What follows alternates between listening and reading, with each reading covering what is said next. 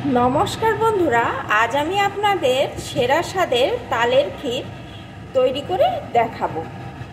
আপনারা অনেকেই তালের ক্ষীর বানান, তবে আমি কিভাবে খুব সহজে সেরা স্বাদের তালের ক্ষীর তৈরি করি সেটাই আজ আমি আপনাদের সাথে শেয়ার করব। বন্ধুরা, ভিডিওটি স্কিপ না করে একটা লাইক দিয়ে ফুল ওয়াচ করুন, তাহলে বুঝতে পারবেন আমি কিভাবে সহজে তালের ক্ষীর তৈরি করি। তালের ক্ষীর তৈরি করার জন্য এখানে আমি কিছুটা পরিমাণ তালের আড়া বা পাল যেটাই বলেন সেটা নিয়ে নিয়েছি। আর এখানে কিন্তু আমি একটা কড়ার ভিতরে বসিয়ে দিয়েছি। দেখুন বন্ধুরা, আমার কিন্তু তালের আড়াটা কতটা ঘন। আমি কিন্তু তালের আড়াটা বার করার সময় খুব বেশি জল দেইনি। এখন এই তালের আড়াটা কড়াইতে এইভাবে সমানে নেড়ে নেড়ে প্রথমে বেশ কিছুক্ষণ রান্না করব আর শুকিয়ে নেব, কারণ তালের একটা কিন্তু গন্ধ থাকে। সেই গন্ধটা যতক্ষণ না দূর হয়ে যায়, একটা কাঁচা কাঁচা গন্ধ থাকে, সেটাকে এইভাবে নেড়ে নেড়ে রান্না করতে করতে দূর করে নেব। এটা কিন্তু মিডিয়াম টু লো আছে, এইভাবে নাড়তে নাড়তে রান্নাটা করতে হবে। আর আপনারা যদি খুব বেশি জল দেন তাহলে রান্না করতে কিন্তু অনেকটা দেরি হবে। তার জন্যে যতটা সম্ভব জল কম দিয়ে এই আড়াটা বার করে নিতে হবে। আর তালটা চেষ্টা করবেন কালো রঙের তালের আড়াটা নিতে, কারণ কালো রঙের তালের আড়াটা কিন্তু স্বাদে গন্ধে সেরা হয়। তবে অনেক সময় কালো তাল সব জায়গায় পাওয়া যায় না, তবে যে যেটা খুশি সেটাই নিতে পারে। তবে আমি যেভাবে রান্না করছি এইভাবে রান্না করলে তেতো তো লাগবেই না, আর খেতে কিন্তু অসাধারণ হবে। তাহলে দেখতে থাকুন আমি কিভাবে রান্না করছি। প্রথমে কড়াইতে এইভাবে যদি নাড়িয়ে রান্না করে নেন, তার তেতো ভাবটা কিন্তু কেটে যাবে, আর একটা কাঁচা গন্ধ সেটাও দূরে চলে যাবে, আর খুব তাড়াতাড়ি তালের ক্ষীরটা সুস্বাদুভাবে রেডি হয়ে যাবে। তাহলে দেখতে থাকুন আমি এইভাবে নাড়তে নাড়তে রান্না করে নিয়ে ফিরে আসছি। এটা কিন্তু অনেকখানি শুকিয়ে নেব। পুরোটা যদি দেখাতে যাই তাহলে কিন্তু ভিডিওটি অনেকটা বড় হয়ে যাবে, আপনাদের দেখতে অসুবিধা হবে। তাই এইভাবে নেড়ে নেড়ে আমি বেশ কিছুক্ষণ রান্না করে ফিরে আসছি। আপনারা কিন্তু সাথেই থাকুন, দেখতে থাকুন, না হলে বুঝতে পারবেন না। কিন্তু দেখুন বন্ধুরা, আমি কিন্তু এইভাবে নাড়িয়ে নাড়িয়ে বেশ কিছুক্ষণ ধরে রান্না করে নিয়েছি। এটা কিন্তু অনেকখানি ঘন হয়ে গেছে, আর এর যে একটা কাঁচা গন্ধ সেটা কিন্তু দূর হয়ে এদিকে একটা দারুণ সুন্দর মিষ্টি গন্ধ উঠে আসছে। এখন আমি এর ভিতরে বাকি উপকরণগুলো মেশাতে থাকবো। এখন এর ভিতরে আমি দিয়ে দেব দুধ। যে দুধটা আমি আগে থাকতে ঘন করে জাল করে রেখেছিলাম।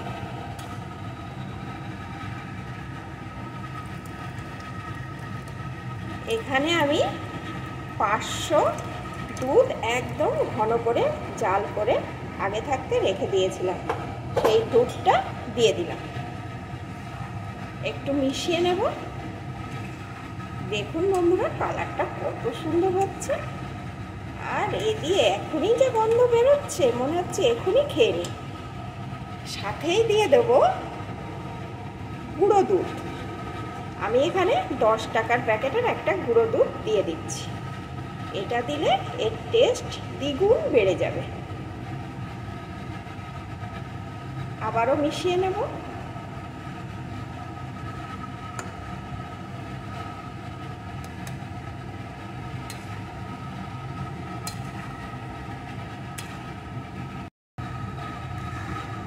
মিশিয়ে নিয়ে এখন এর ভিতরে দিয়ে দেবো আমি নারকেল কোড়া। এই তালের ক্ষীরে কিন্তু অবশ্যই নারকেল কোড়াটা দেবেন। নারকেল কোড়াটাই তালের ক্ষীরটা কিন্তু স্বাদটা বাড়িয়ে দেয়। আবারও মিশিয়ে নেব।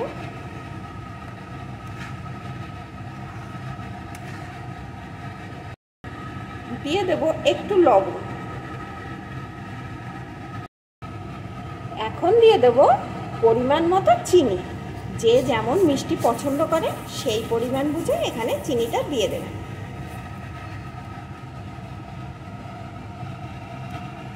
এখন আবার এইভাবে নাড়িয়ে নাড়িয়ে আমি রান্না করে নেব।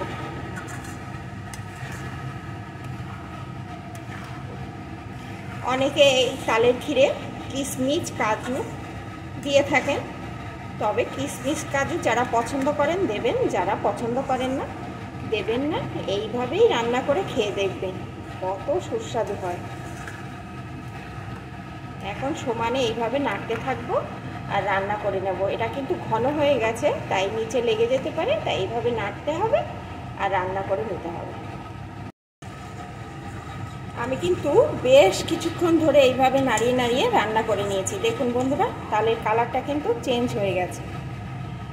অনেকে পাতলা মতন খেতে পছন্দ করেন, আবার অনেকে একটু ঘন খেতে পছন্দ করেন। যে যেমন পছন্দ করেন সেইভাবে নামিয়ে নেবেন।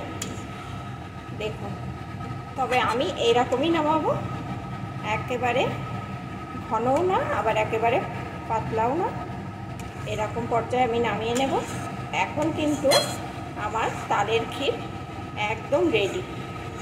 এটা কিন্তু আপনারা শুধু শুধু খেতে পারেন, আবার রুটি দিয়েও খেতে পারেন। রুটি দিয়ে খেতে কিন্তু অসাধারণ লাগে আমাদের কাছে।